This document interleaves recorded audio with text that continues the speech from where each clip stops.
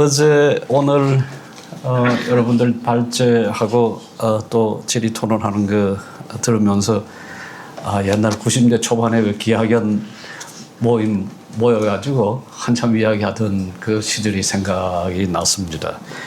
여전히 여러분 아직도 기독교 세관 이야기하고 있고 여전히 그때 우리 하던 고민 지금도 하고 있는 거 보면서 이게 진보가 있는 건가 없는 건가 하는 생각도 하기도 했고요. 워낙 기독교 세관 이야기 오랫동안 해왔기 때문에 사실은 제가 처음에 제가 이제 한국에 다시 돌아온 게 85년에 들어왔는데 그때 한 10년 동안 저는 기독교 세계관이라는 말을 쓰지를 이제 않았습니다. 왜냐하면 제가 그 배경이 뭔지를 알기 때문에 이게 이 용어가 적합한가. 그래도 그 뒤에 이제 이야기를 하게 된 거는 이 말을 대체할 적합한 말이 또 없다라는 그 생각 때문에 이제 쓰긴 했지만 또 그런 이야기를 안 한 지도 한 또 10년 넘어 되는 것 같습니다. 오늘도 제가 기독교 세관이라는 말은 뭐 별로 쓰지는 않겠습니다. 여러분들이 앞에 내건 바르게 보기, 바로 보기, 바로 살기 이 주제에 조금 집중을 한번 해보고 싶은데요. 저 기본적인 이제 태도는 그렇습니다. 세상을 보는 눈, 아까 그 헌터 책 To Change the World, 이 세상을 바꾸는 것이라고 하는 그 책, 우리말로는 어떻게라고 하는 말이 붙어있긴 합니다만은 이 세상을 바꾸는 것이라고 하는 데서 헌터가 이제 쭉 논의를 하면서 세 가지 그 옵션을 사실상 이제 피하려고 했는데요.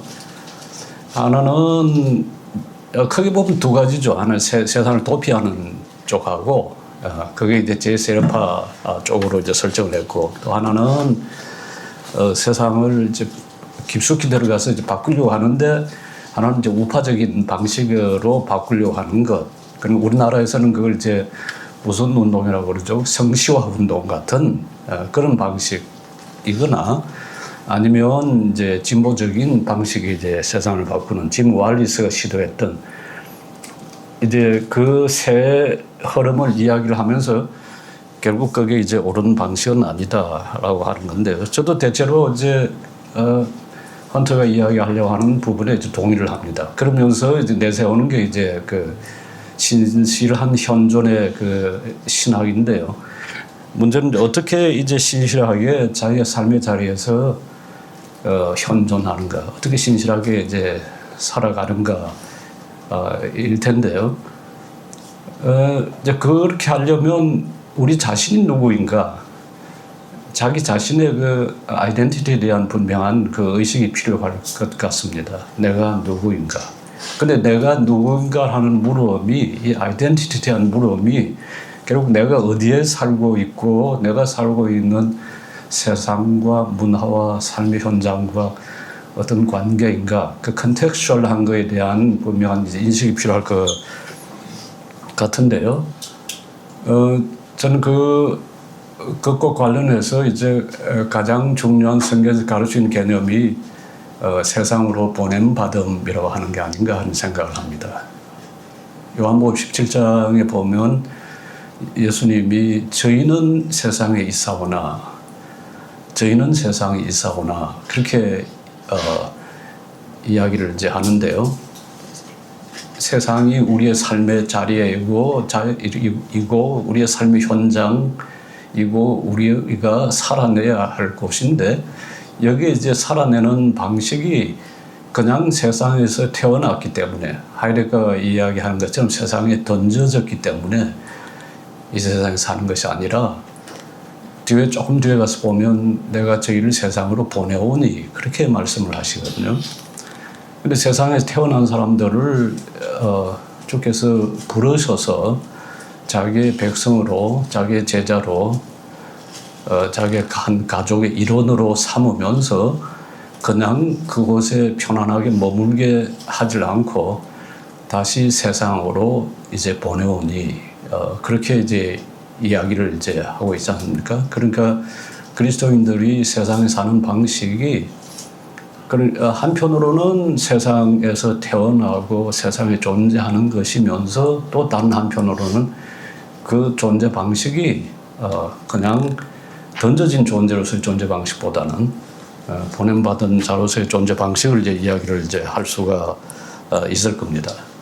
그러면 보냄받은 자로서의 존재 방식이 무엇인가 이제 물어볼 수가 있겠죠.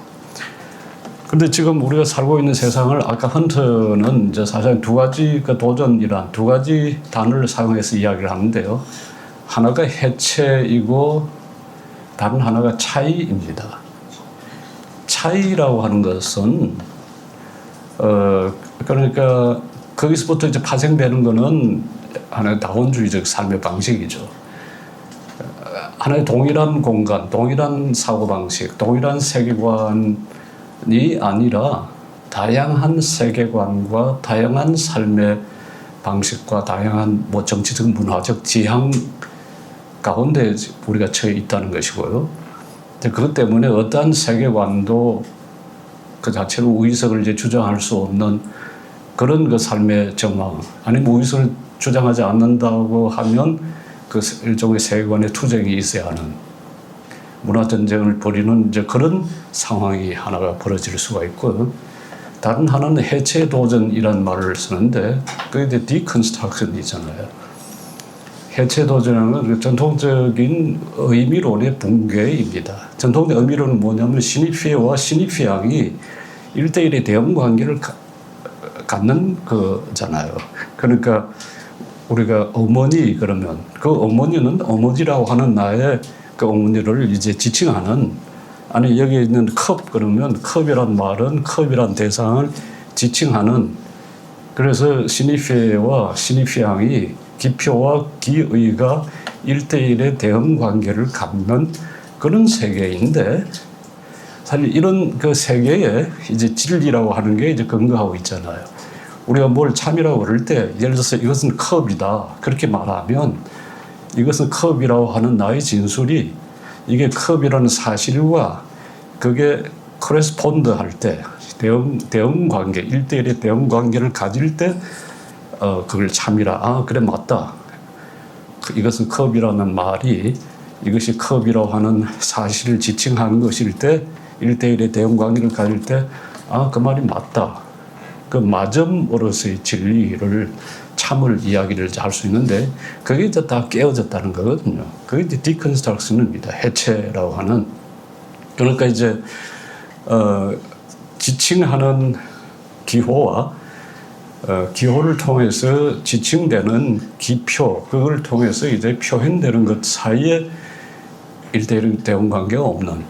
그래서 어떤 말을 하더라도 그 말이 의미를 상실해버리는 수많은 정치 구호가 있지만은 그 정치 구호들조차도 그것이 어떤 실제하는 세계를 지칭하는 것이 아니라 그 속에 들어있는 사람만이 서로 소통할 수 있는 그런 방식의 이제 언어가 작동되고 있는 상황 속에서 어떻게 그리스도인의 참된 삶을 살아낼 수가 있겠는가 하는 물음이 이제 대두되는 거죠.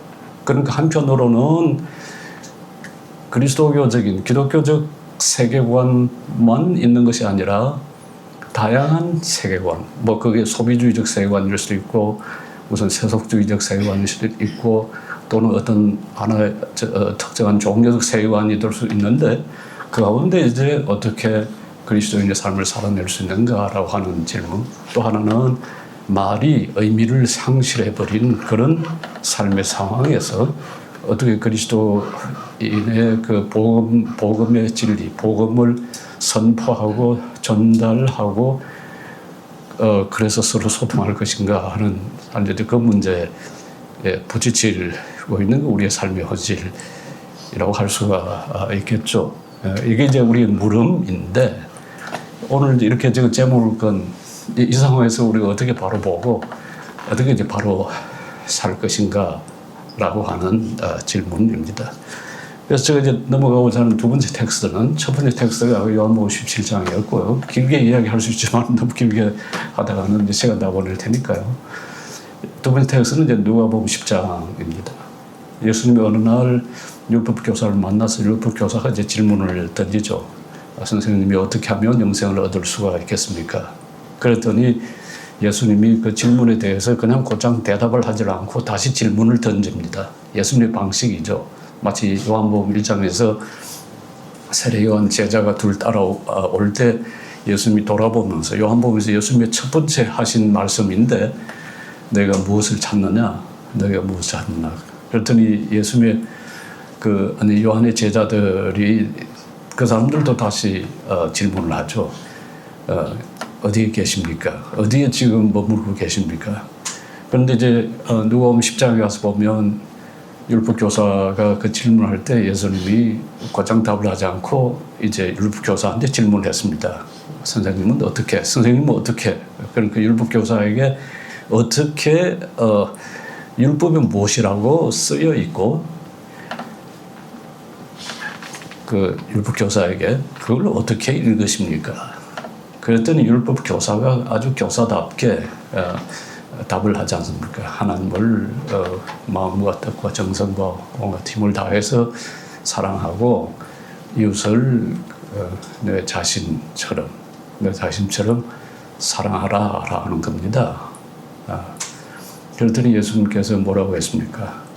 가서 그렇게 하십시오. 그렇게 하면 살 것입니다. 그렇게 하면 영생을 누릴 것입니다. 그랬더니 이제 다시 교사가 예수님께 질문을 하잖아요. 이웃이 누구입니까? 제가 주목하고 싶은 거는 그 예수님께서 말씀하신 그 비유에 보면 보다라고 하는 그 본다라고 하는 말이 3번 나옵니다. 그러니까 이제 성경 여러분 가지고 계시면 한번 누가복음 10장 가보시면 좋겠는데요. 10장 25절 이하입니다. 그 비유가 나오는 부분이 30절 이하인데요. 그 3사람이 등장하잖아요. 제사장, 그 다음에 그 위에 첫 번째 제사장, 두 번째 레위인, 그 다음에 이제 3번째가 어떤 사마리아인이 이렇게 있는데 공통적인 게 이 3사람 다 강도 만나 쓰러진 사람을 보았습니다. 그런데 어떻게 했습니까? 그냥 지나갔습니다. 그냥 지나간 게 아니라 히라 보면 안티파엘톤이에요. 안티 완전히 이게 이 몸을 돌려서 그 곁으로 그 엘텐 갔다. 그런데 이제 보고 실제 행동을 한 사람은 실제 보고 이렇게 그 바르게 살았다 그렇게 말을 쓰는 사람은 누굽니까? 사마리아인입니다. 어떤 사마리아인 사람은 여행하는 중 거기 이르러 그를 보고 이란 말로 이돈 에스프랑카니스테 불쌍히 여겨 그를 보고 히라보 그 원형이 이데인인데요. 거기서 이제 아이디어란 말이 나왔죠. 우리가 쓰는 아이디어가 있다 없다 할 때 그 이돈, 이데아 다 연관된 말인데요. 보고 불쌍히 여겨 그 다음에 어떻게 되었습니까? 가까이 가서 기름과 포도주를 그 상처에 붓고 싸매고 자기 짐승에 태워 주막으로 데리고가 돌봐 주었다. 이게 이 살아내는 내용이 여기 보면 가까이 가고 포도주를 상처에 붓고 3번째 싸매고 짐승에 태워 4번째 주막으로 데리고 가서 5번째 6번째 돌봐주었다. 돌봐주는 것으로 그렇게 쭉 행동이 연속으로 이제 나타나 있습니다. 그러니까 보긴 보았지만은 레위인이나 사마리아 앞에 보면 제사장이 그냥 지나갔잖아요. 그건 사실은 보긴 보았지만 보지 못한 거죠. 그러니까 보았지만은 보지 못한. 근데 그 이유가 뭘까? 왜 주변에 일어나는 일들 이런 것들을 보긴 보고 듣긴 듣는데 왜 보지도 못하고 왜 듣지도 못할까?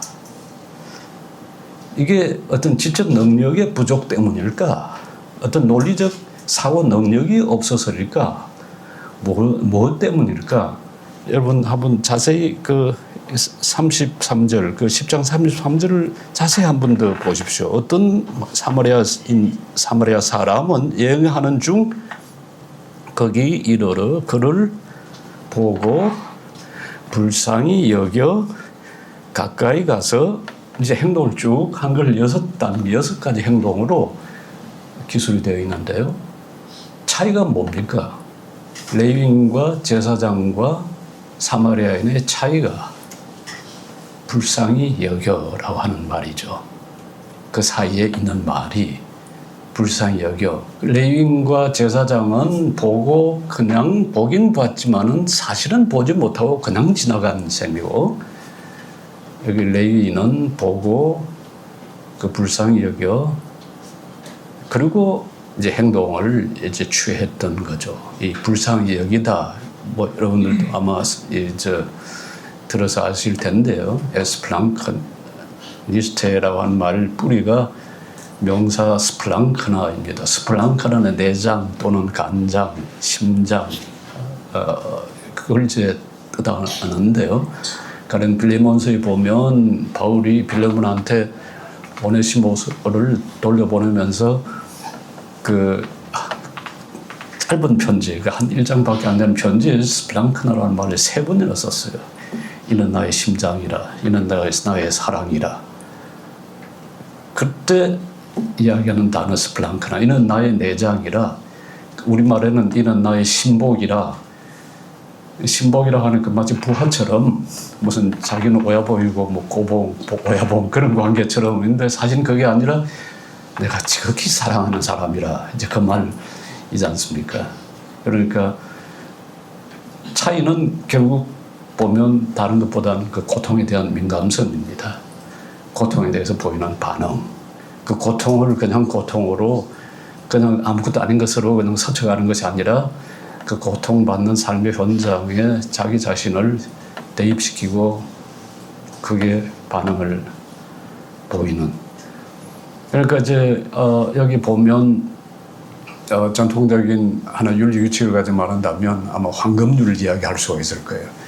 만일 네가 그 자리에 있다면 너는 어떻게 느낄 수 있을지, 너는 어떻게 대접받기를 원할지, 다른 사람이 너에게 어떻게 해줄지를 원하는지 그렇게 원하는 대로 행동하라. 그러니까 다른 사람이 너에게 해주기를 원하는 대로 너가 다른 사람에게 행동하라. 어떤 보편적인 규칙이라 할 텐데 사실은 그 규칙조차도 그냥 스쳐서 지나가 볼 수가 있습니다. 이제 그게 이 세 사람의 차이라고 할 수가 있겠죠. 그렇게 하고 나서 이제 예수님이 쭉 이야기를 떠주고 나서 이제 36절에 가서 보면 내 생각에는 이 사람 중에 누가 강도 맞는 자 이웃이 되겠느냐. 그러니까 이제 문제는 이웃인데 질문이 이웃이라고 해서는 하나의 대상으로 내가 다가가야 될 사람으로만 그렇게 있는 것이 아니라 네 자신이 이웃이 되어주는 거다. 이 비유를 통해서 우리가 사랑해야 될 대상을 두 가지로 예수님께서 이제 이웃이 누구냐는 걸 두 가지로 규정을 이제 해주고 있죠. 우선 첫 번째는 이야기의 과정을 통해서, 그러니까 definition을 내리는, define하는 방식이 아니라, 그러니까 소크라테스적인 그런 방식을 취하는 것이 아니라 오히려 가령 소크라테스 같은 경우는 이웃이 누구냐 그랬으면 아마 그렇게 하려고 그랬을 거예요. 당신은 어떻게 생각하나 다시 물었겠죠. 소크라테스는 직접 답한 적이 한 번도 없으니까요. 당신은 어떻게 생각하나 물었을 텐데, 그러나 그 물으면서도 기대했던 답은 이웃은 가까이 있는 사람입니다. 또는 이웃은 공간적 인접성으로 정의됩니다. 아니면 심리적, 사회적, 무슨 그런 종교적 인접성, 가까움으로 정의됩니다. 뭐 그렇게 이야기를 할 수 있을 텐데, 예수님의 관심은 정확하게 뭘 define 하는 것보다는 오히려 보이지 않는 것을 보이게 하고 들리지 않는 것을 들리게 하는 방식인데요. 비유를 하시는 목적이.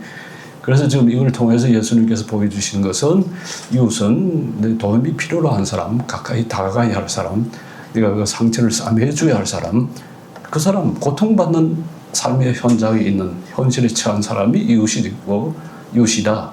그게 첫 번째. 두 번째는 누가 이웃이 되어주는가, 그 고통받는 사람에게 다가가는 사람, 그와 함께하는 사람, 그 사람이 이웃이라고 하는 것을 보여주죠.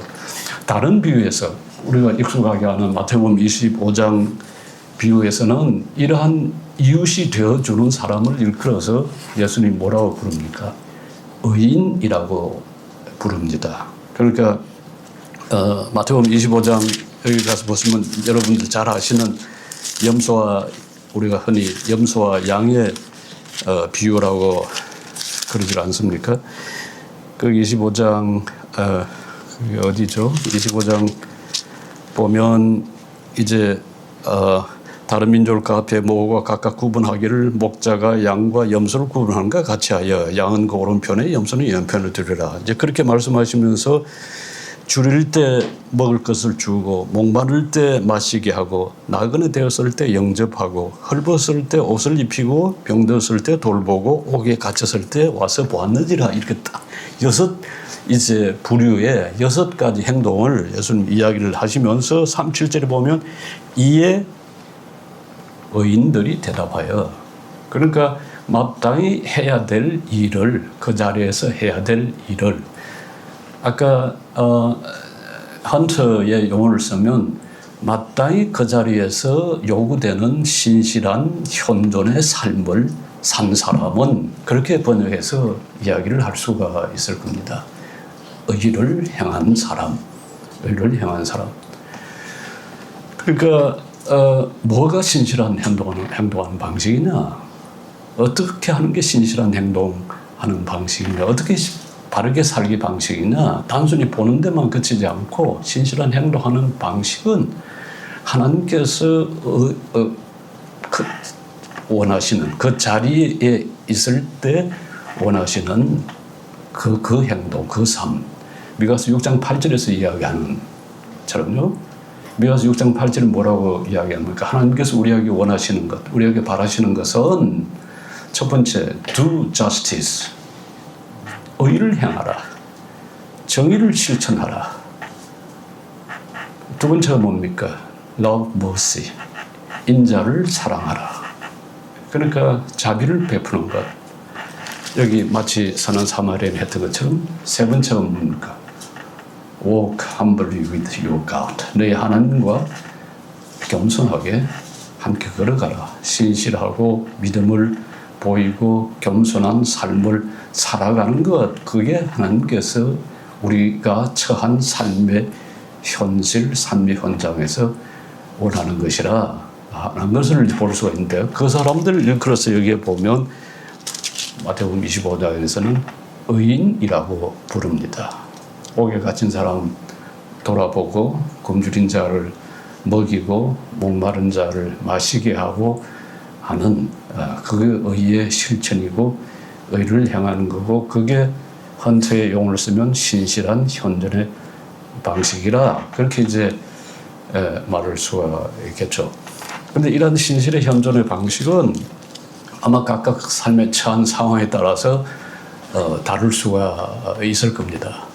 학자의 경우 신실한 현존 방식이 무엇일까? 공무원의 경우 신실한 현존의 방식이 뭘까? 지금 우리가 탄핵 과정을 거치고 있습니다만은 대통령의 자리에 있다면 그 사람에게 기대할 수 있는 신실한 현존의 방식은 뭘까? 목회를 한다면 목회자에게 기대할 수 있는 신실한 현존의 방식은 무엇일까? 부모 자리에 있을 때 부모의 신실한 현존 방식은 뭘까? 그리스도인의 신실한 삶의 방식은 무엇일까? 이제 여러 가지를 물을 수가 있을 텐데요. 무엇보다도 이제 이제 헌터 같은 경우는 faithful이잖아요. faithful. 그것도 신실한.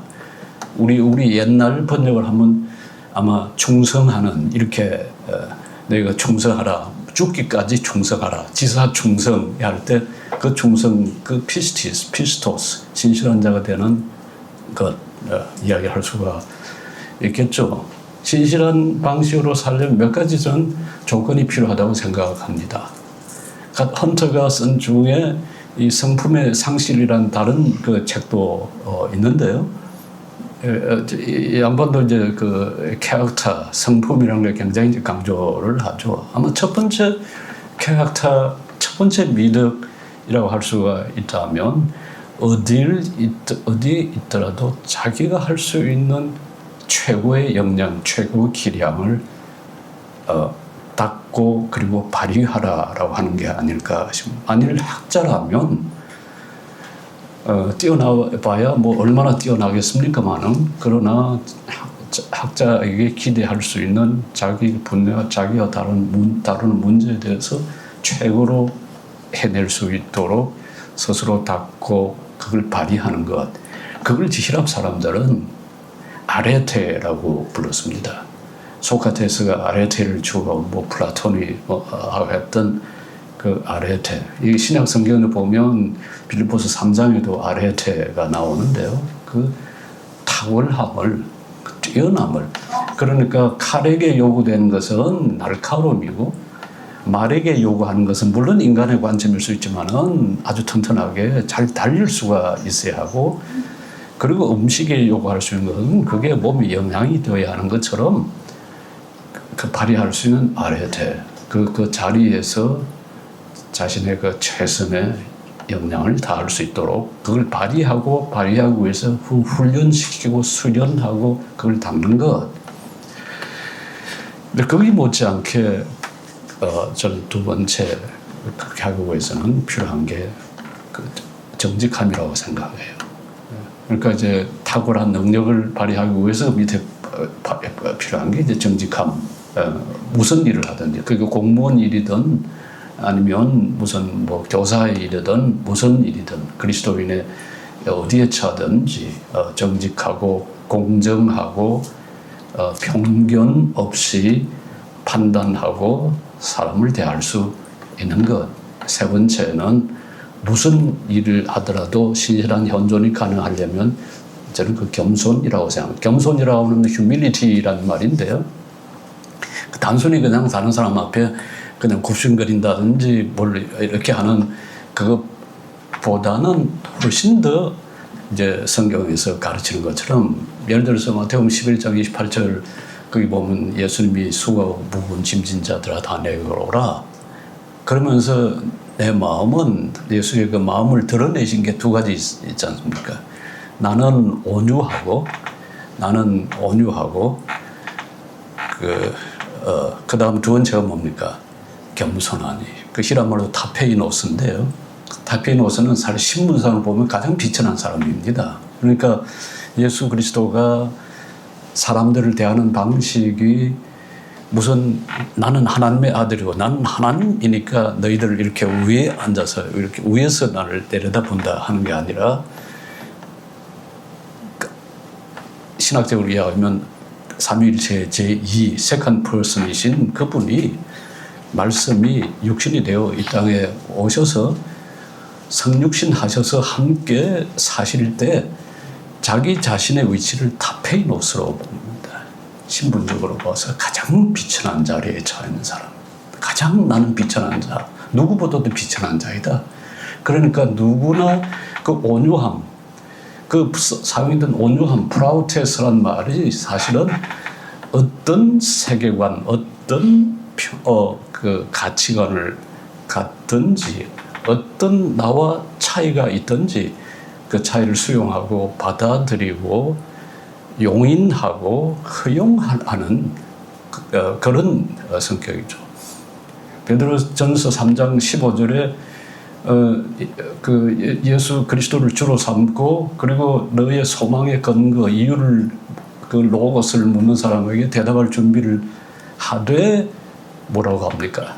겸손과 두려움으로. 그때 그 겸손이란 말, 그때 사용된 말이 이 온유와 두려움으로. 그때 온유란 말이 같이 이 프라우테스란 말입니다. 예수님이 나는 온유하니라고 할 때, 그게 이제 세계관이나 사상이나 그게 다르더라도 그러나 그와 대화할 수 있고 환대할 수 있는, 지금 우리 한국 교육은 가장 부족한 게 환대잖아요.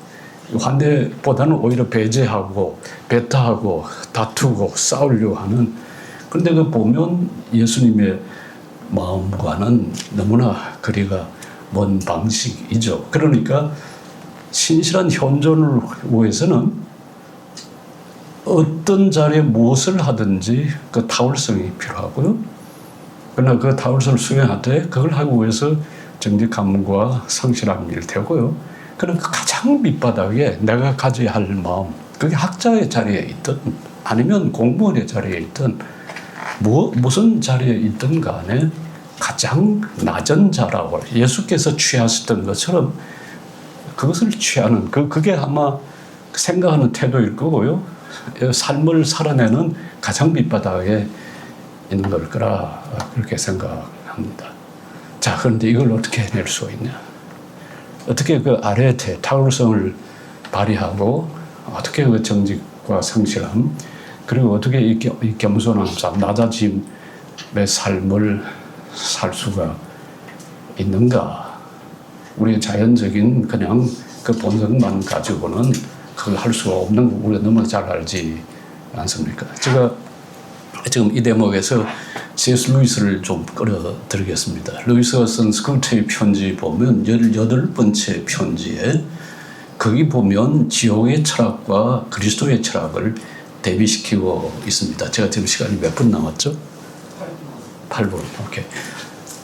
거기서 보면 지옥의 철학은 그러면서 이제 그 스쿨테이프가 자기 조카 워무드한테 이제 보낸 편지 보면 지옥의 철학은 The whole philosophy of hell 그러면서 시작하는데 The whole philosophy of hell rests on the axiom that yours is yours and mine is mine.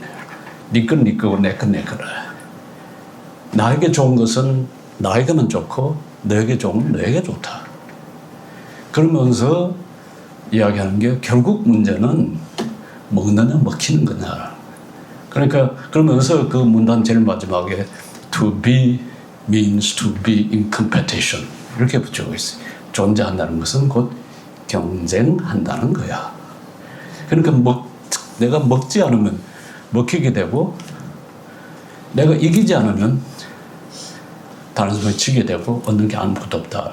그러니까 경쟁, 배제, 승리, 이김, 이게 이제 지옥의 철학이라면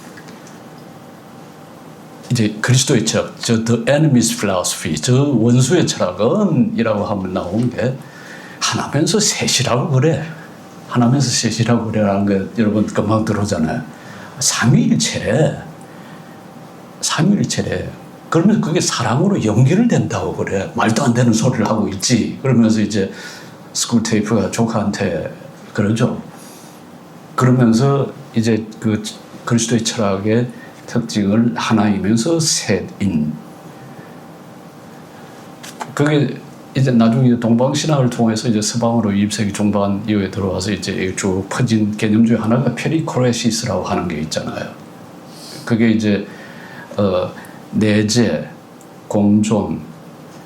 그런데 이제 재미난 게 페리란 말이 그게 이제 그 히라고 그 말이 영어로 보면 around 그 주위에란 말이 있고요. 또는 코레오란 말 동사가 보면 dancing around each other hand in hand 서로 손을 잡고 빙빙 돌면서 춤추는 그게 이제 하나님의 존재 방식을 이야기를 하는 거거든요.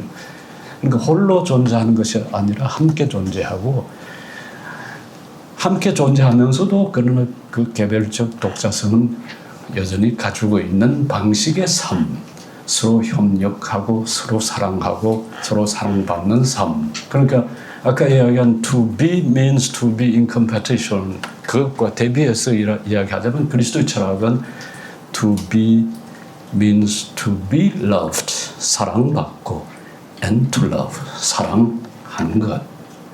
그러니까 서로의 삶을 북돋아주고 서로의 삶을 그 볼프가 쓰는 용어를 치면 플라리싱하게 하는 번성하게 하는 그 번성할 수 있는 조건은 무엇보다도 정의로워하고요. 그리고 평화로워야 하잖아요. 그렇게 해야 그 다음 기쁨이 따라오는 거예요. 그러니까 로마서 14장 17절에서 하나님의 나라는 성령 안에서 하나님의 나라는 먹고 마시면 돼 있는 것이 아니라 뭐라고 그렇게 옛날 우리 번역 따르면 의와 디카요 수은의 정의로움과 그 다음 뭐죠? 의와 평강과 에이레네 샬롬 그 평화 샬롬 그냥 단순한 평화가 아니라 모든 살아있는 것들이 피조물들이 서로 같이 번성하는 다음에 이야기를 가라. 히브리어 말하면 심하일 텐데요. 그게 이제 기쁨이잖아요. 그 기쁨은 언제나 혼자 누리는 기쁨이 아니라 예배를 통해서, 잔치를 통해서 함께 있음으로 누리는 기쁨이에요. 자, 그런데 이러한 것이 가능한 것은 결국 삼위일체 그 하나님 안에 우리가 거주하는 겁니다. 저는 그리스도인과 비그리스도인의 차이는 어차피 비그리스도인들도 이 땅에 있는 모든 살에 있는 존재들도 예수를 안 믿는다 하는 사람들도 누구 때문에 살아가는 겁니까?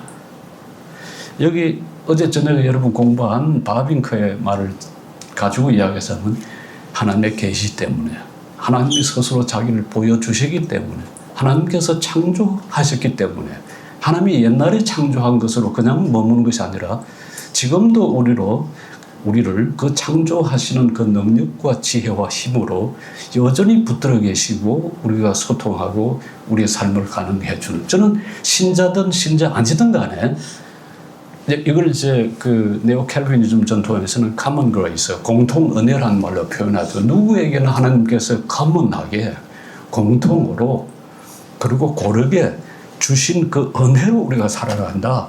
그건 신자나 불신자는 다 적용되는 거예요. 차이가 뭐가 있습니까?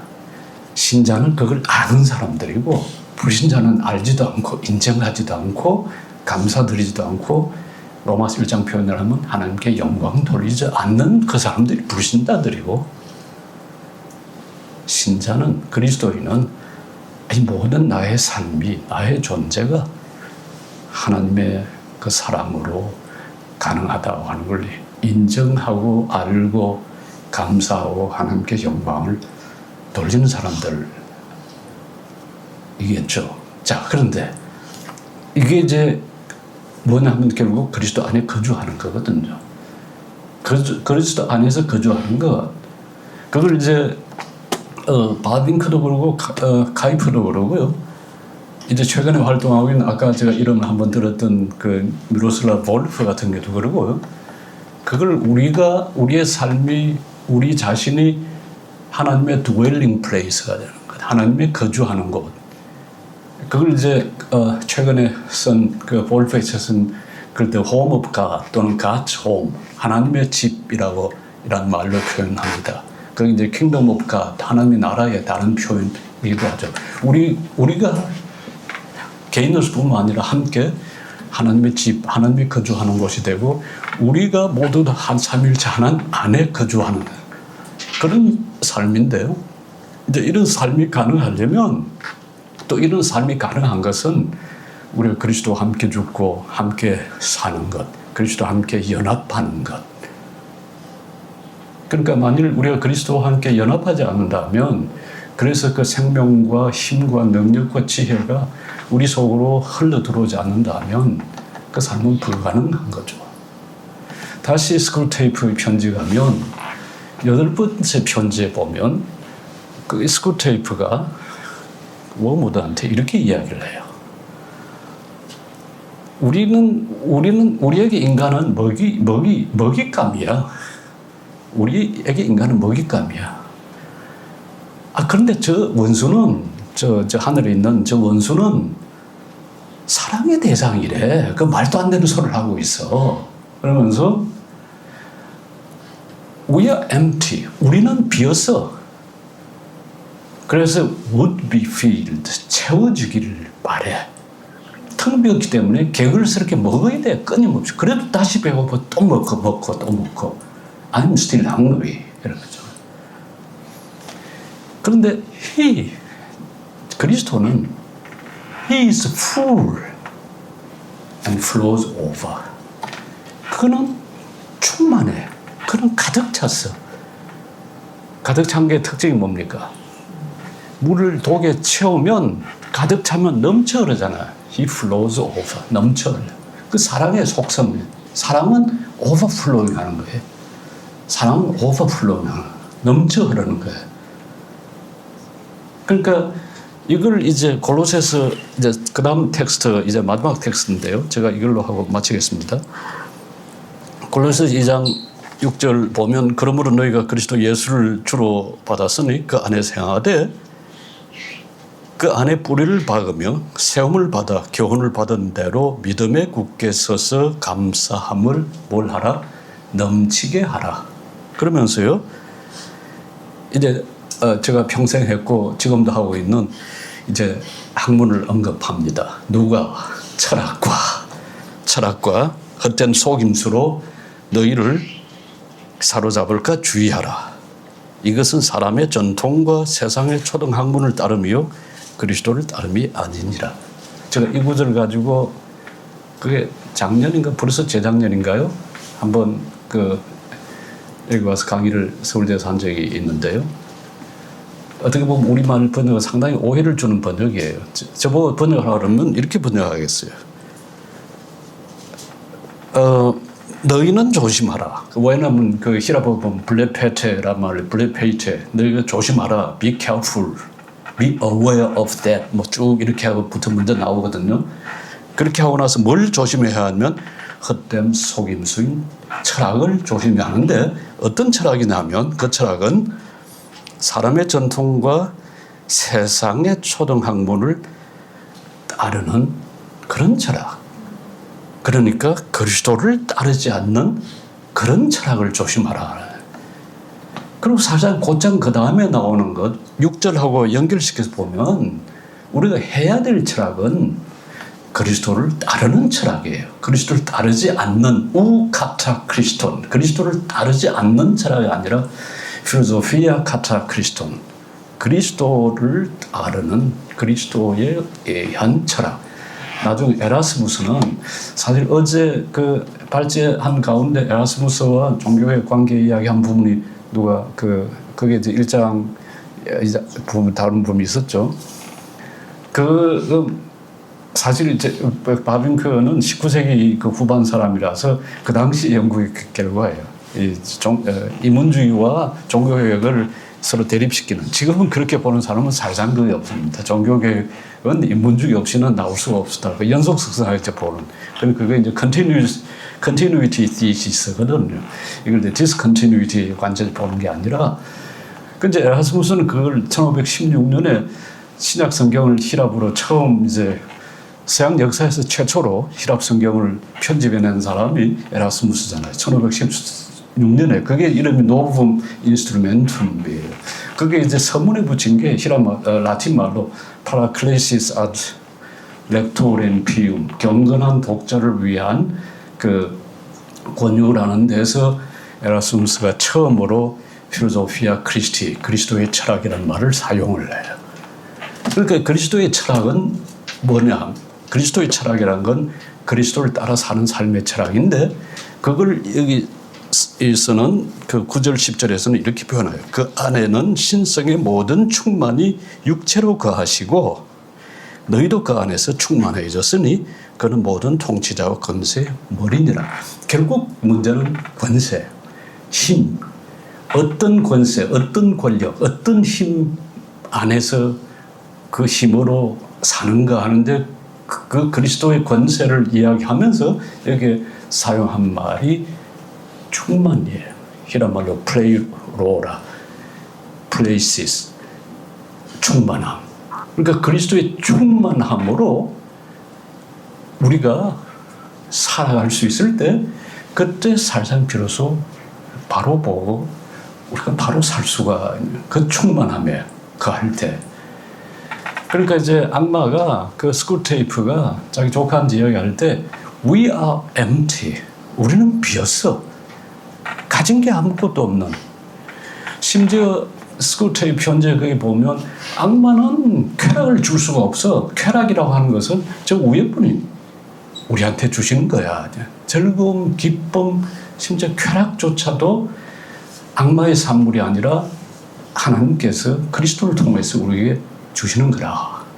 그렇기 때문에 우리가 바로 보고 바로 살려면 늘 그리스도의 충만함 가운데 거하고 이 충만함이 우리와 함께 있는 지체들과 나누어지고 그래서 각각의 어떤 삶의 자리에 처하든지 그리스도의 그 충만한 가운데 거하면서 아까 제가 이야기한 것처럼 그리스도와 함께 아주 겸손한 자리에, 아주 낮아진 자리에, 그러나 그 가운데서 아주 성실하고 정직하게, 그러면서 우리 각자가 할 수 있는 그 아뢰테, 그 탁월성을 만일 발휘한다면 이것이 신실한 현존의 방식이 되지 않을까, 그렇게 생각합니다. 감사합니다.